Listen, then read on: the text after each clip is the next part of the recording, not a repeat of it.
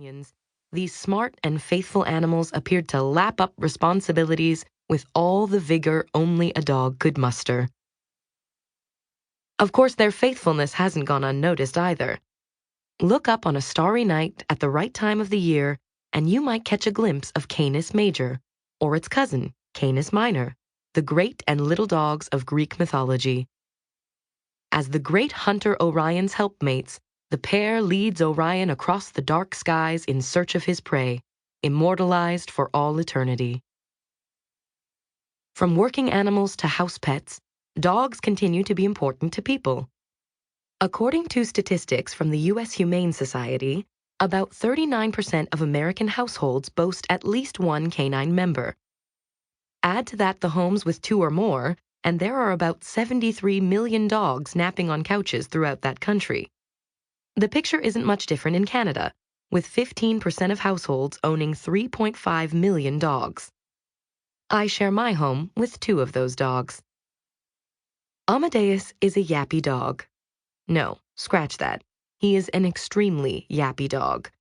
The kind of dog who barks at his own shadow, a leaf drifting across his path, or a rock doing nothing but sitting there, as rocks tend to do. Amadeus just seems to enjoy the sound of his own voice. It's annoying at times, but because I'm used to it, I can usually relegate his incessant yapping to background noise and not let it bother me. I do, however, worry what the neighbors will think. That's likely why Amadeus is a house dog. I certainly don't want to cause problems with the neighbors. But over the last few months, while I was researching this collection of amazing dog tales, I started to gain a new understanding about Amadeus and his sometimes annoying personality. He likes to talk. He's right at my heels the second I lean forward to push a chair away from the table. He'll sit in the small corner beside the baby's car seat when we drive 15 hours at a time to visit family and not utter a whimper of complaint. No matter how annoying he finds our 2-year-old Jada, he's the first one by her side, protecting her should one of her uncles get carried away play fighting.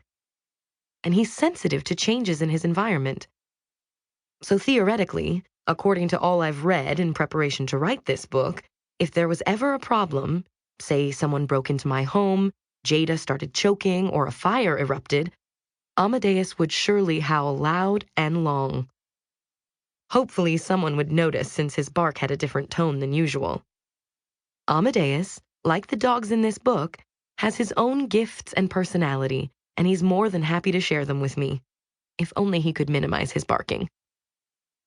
As I set out to divide and conquer, shuffling through the assorted files I'd created for this project, I really thought I knew a lot about dogs. After all, I've loved dogs all my life. I've owned dogs, watched working dogs work, studied the best ways to groom this dog or the other. As a youngster, I wrote out lists of dog breeds and worked to see how many I could memorize. Back in grade 7, I even snubbed my nose at a chance to participate in extracurricular activities and opted, instead, to write a book about dogs as an extra assignment for my science teacher. And you'd better believe it when I tell you that when I walked away with an A for that project, I wasted no time in advising everyone I knew who had a dog how they just weren't doing this or that right. As usual, I have a rather large piece of humble pie to devour.